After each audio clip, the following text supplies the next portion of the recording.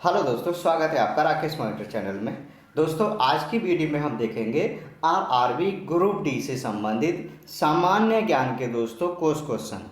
ये दोस्तों इस प्रकार के क्वेश्चन है जो पिछले वर्ष की ग्रुप डी और आरआरबी एनटीपीसी की परीक्षाओं में आए हुए क्वेश्चन हैं। और दोस्तों ऐसे क्वेश्चनों की रिपीट होने की संभावना बहुत अधिक होती है, इसलिए दोस्तों हमने इस प्रकार से क्वेश्चनों को चुना है कि दोस्तों कुछ रिपीट क्वेश्चन है, ऐसे क्वेश्चनों की संभावना आने परीक्षाओं में बहुत अधिक होती है, इसलिए इस प्रकार के क्वेश्चंस चुने गए। इस प्रकार के क्वेश्चन है दोस्तों जो आने वाली 2022 में आरआरबी ग्रुप डी की जो परीक्षा होने जा रही है, जो बहुत बड़ी भर्ती होगी दोस्तों, जिसमें 1 लाख से अधिक पद हैं। इस परीक्षा में काफी अधिक संख्या में अभ्यर्थी बैठेंगे दोस्तों, और मेरिट भी काफी अधिक जाने की संभावना।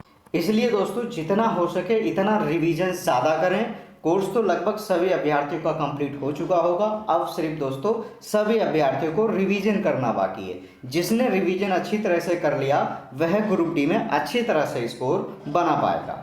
ठीक है दोस्तों, आज की वीडियो हम शुरू करते हैं और देखते हैं पहला क्वेश्चन। नींबू के रस का पीएच मान लगभग कितना होता है? तो नींबू के रस का जो पीएच मान होता है वो लगभग 2 होता है दोस्तों। इसका जो राइट आंसर होगा वो ऑप्शन नंबर बी इसका राइट आंसर होगा। इसमें जो पीएच मान में हम देखेंगे, पीएच मान में देखेंगे दोस्तों 7, जिसका पीएच मान 7 होता है वह दोस्तों उदासीन होता है। वह क्या होता है? वह उदासीन होता है दोस्तों। इससे 7 से कम और 7 से अधिक वालों को ये डिफाइन किया जाता है कि कौन अम्लीय होता है और कौन क्षारीय होता है। तो दोस्तों ये हमारा जो इसका राइट आंसर होगा ऑप्शन नंबर बी होगा, यानी कि 2। नेक्स्ट क्वेश्चन, वायोफाइटा यानी दोस्तों वायोफाइटा निम्नलिखित में से किन वनस्पति से संबंधित है? किससे संबंधित है? यह दोस्तों मार्केंसिया से संबंधित है, यानी कि ऑप्शन नंबर सी हमारा राइट आंसर होगा। नेक्स्ट क्वेश्चन, श्रृंखला में 4 प्रतिरोधकों जिनमें से प्रत्येक 1/4 ओम का प्रयोग करते हुए अधिकतम कितना प्रतिरोध बनाया जा सकता है? दोस्तों कितना बनाया जा सकता है? तो ये बनाया जा सकता है दोस्तों 1 ओम। इसका जो राइट आंसर होगा वो 1 ओम होगा, यानी कि ऑप्शन नंबर सी हमारा राइट आंसर होगा। नेक्स्ट क्वेश्चन, पाइथन क्या है? दोस्तों पाइथन क्या है? पाइथन एक प्रकार की प्रोग्रामिंग भाषा है, यानी कि इसका जो राइट आंसर होगा वो ऑप्शन नंबर ए होगा। पाइथन क्या है? एक प्रोग्रामिंग भाषा है। नेक्स्ट क्वेश्चन, मायोपिया वाले व्यक्ति की दृष्टि को ठीक करने के लिए किस प्रकार के लेंस की आवश्यकता होती है? तो किस प्रकार के लेंस की आवश्यकता होती है? अपसारी लेंस की आवश्यकता होती है, यानी कि इसका जो राइट आंसर होगा वह ऑप्शन नंबर ए होगा। और अपसारी लेंस को क्या कहते हैं दोस्तों? अवतल लेंस। दोस्तों कभी कभी परीक्षा में अवतल लेंस ना देकर दोस्तों यहाँ दे दिया जाता है अपसारी लेंस, तो यहाँ हमारा राइट आंसर होगा अपसारी, यानी कि अवतल होता तब भी यही है, अपसारी है तब भी यही है, अपसारी lens. Next question, Intel core i19 एक प्रकार का क्या है? दोस्तों इंटेल कोर i19 एक प्रकार का दोस्तों प्रोसेसर है। दोस्तों प्रोसेसर एक चिप होती है जो कंप्यूटर और मोबाइल या अन्य जो इलेक्ट्रॉनिक यंत्र होते हैं उनमें इसका प्रयोग किया जाता है, खास तौर से कंप्यूटरों में। तो क्या है दोस्तों ये इंटेल कोर i19? यह एक प्रकार का प्रोसेसर है। दोस्तों प्रोसेसर जो होते हैं वो आमतौर से 3 प्रकार के होते हैं दोस्तों। एक तो सिंगल कोर होता है, एक तो सिंगल कोर प्रोसेसर होता है, एक दोस्तों ड्यूल कोर होता है, एक दोस्तों ड्यूल कोर प्रोसेसर होता है, और एक नंबर 3 पर आता है दोस्तों ऑक्टा कोर प्रोसेसर। दोस्तों अधिकतर मोबाइलों में जो कुछ कम रेंज के यानी 12 से 15,000 या इससे कम रेंज में फ़ोन आएंगे उसमें अधिकतर फोनों में दोस्तों ऑक्टा कोर प्रोसेसर आपको देखने को मिलेगा। नेक्स्ट क्वेश्चन, निम्नलिखित में से कौन एक सुपरसोनिक क्रूज मिसाइल है? तो कौन सुपरसोनिक क्रूज मिसाइल है? दोस्तों ये हाल ही में अभी चर्चा में भी रही है, और दोस्तों इंडिया की तरफ से ये आप चाहे गलती से समझें या जानबूझ के समझें, ये पाकिस्तान पे छूट गई थी, या आप कह सकते हैं कि छोड़ दी गई थी। तो इसका क्या नाम है? इसका नाम है ब्रह्मोस, यानी कि ऑप्शन नंबर बी हमारा राइट आंसर होगा, BrahMos. Next question, very very एक प्रकार का रोग है जो किसकी कमी से होता है? दोस्तों यहाँ जो आंसर दिया है विटामिन B1 दिया है, तो यहाँ यदि बी होता, सिर्फ बी होता, तब भी हमारा राइट आंसर होता। इसका जो राइट आंसर होगा विटामिन B1, यानी कि विटामिन बी भी होता तब भी ठीक है।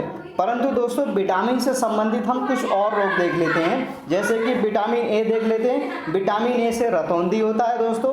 विटामिन बी से हमने देख लिया बेरी बेरी होता है। विटामिन सी से हमारा स्कर्वी होता है, और विटामिन ई से हमारा जनन शक्ति कम होती है।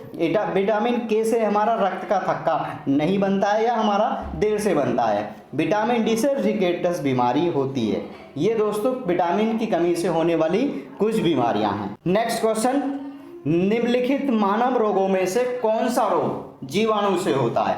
तो दोस्तों इसमें कौन सा रोग ऐसा है जो बैक्टीरिया से होता है, वायरस से नहीं होता है? तो यहाँ जो हमारा राइट आंसर होगा वह होगा टाइफाइड। नेक्स्ट क्वेश्चन है, निम्नलिखित में से क्या तंत्रिका तंतुओं से बना होता है जो प्रवृत्ति क्रियाओं के बीच मध्यस्थता करता है और आवेगों को मस्तिष्क तक और मस्तिष्क से विभिन्न अंगों तक पहुंचाता है? तो ये कौन काम करता है? यह करता है मेरुरज्जु, यानी कि इसका राइट आंसर होगा ऑप्शन नंबर सी, मेरुरज्जु। नेक्स्ट क्वेश्चन, निम्नलिखित में से कौन सी भारत की उपग्रह आधारित संवर्धन प्रणाली है? तो कौन सी है? वह है दोस्तों गगन, वह है गगन, यानी कि ऑप्शन नंबर ए हमारा राइट आंसर होगा गगन। नेक्स्ट क्वेश्चन, प्लास्टिक में निम्नलिखित में से किसका उपयोग किया जाता है? किसका किया जाता है? एथिलीन क्या किया जाता है, यानी कि ऑप्शन नंबर डी हमारा राइट आंसर होगा एथिलीन। दोस्तों पॉलीथीन में किसका प्रयोग किया जाता है? पॉलीथीन में इथाइलिन का प्रयोग किया जाता है। पॉलीस्टीरीन में किसका किया जाता है? स्टायरीन का। और नायलॉन में एमाइड का प्रयोग किया जाता है। नेक्स्ट क्वेश्चन, निम्नलिखित में से किसे प्राणी जगत के अंतर्गत वर्गीकृत किया जाता है? किसे किया जाता है प्राणी जगत के अंतर्गत? इसे मेटाजोआ, यानी कि ऑप्शन नंबर वी हमारा राइट आंसर होगा मेटाजोआ। मेटाजोआ दोस्तों बहुकोषीय जानवरों का एक समूह है। नेक्स्ट, भारत में निर्मित प्रथम नाभिकीय रिएक्टर कौन सा है? तो कौन सा है? वह है दोस्तों अप्सरा, यानी कि ऑप्शन नंबर डी हमारा राइट आंसर होगा अप्सरा। अप्सरा की खोज कब की गई थी? अप्सरा की खोज की गई थी 1956 में। कहाँ? मुंबई में। ठीक है दोस्तों। नेक्स्ट क्वेश्चन है, निम्नलिखित में से कौन सा एक अजैविक घटक नहीं है?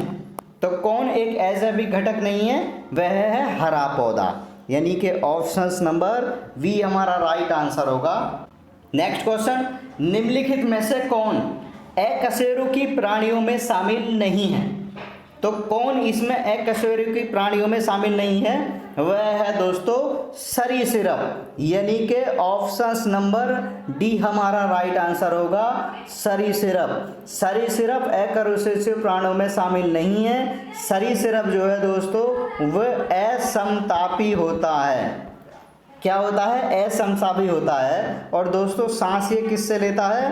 फेफड़ों से सांस लेता है। वर्तमान समय में जो सबसे बड़ा रेप्टाइल है वो कौन है? वह है दोस्तों मगरमच्छ, सबसे बड़ा रेप्टाइल।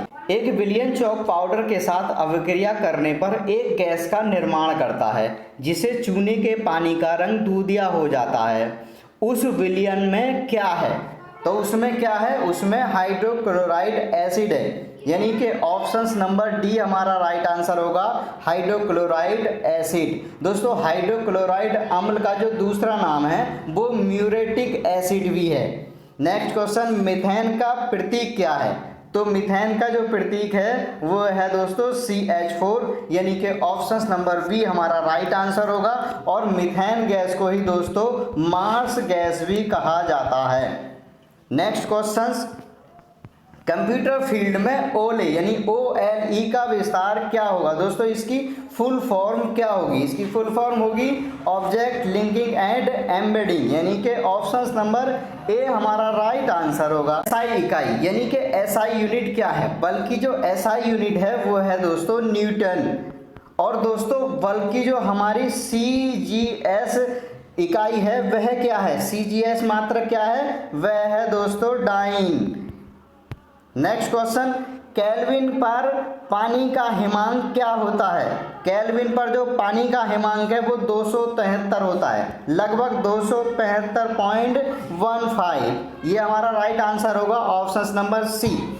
नेक्स्ट क्वेश्चन, भारत का पहला उपग्रह आर्यभट्ट अंतरिक्ष यान कब प्रक्षेपित किया गया था? तो ये प्रक्षेपित किया गया था दोस्तों 19 अप्रैल 1975 को प्रक्षेपित किया गया था।